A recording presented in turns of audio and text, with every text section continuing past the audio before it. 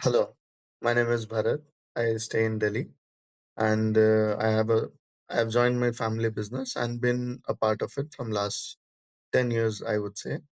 And I learned about the course from Instagram. Like I came across an ad, and I attended the seminar. Then joined the mastery class. I haven't completed the mastery course yet because it's still on path. I'm still a part of it. It has been just 2 sessions till now.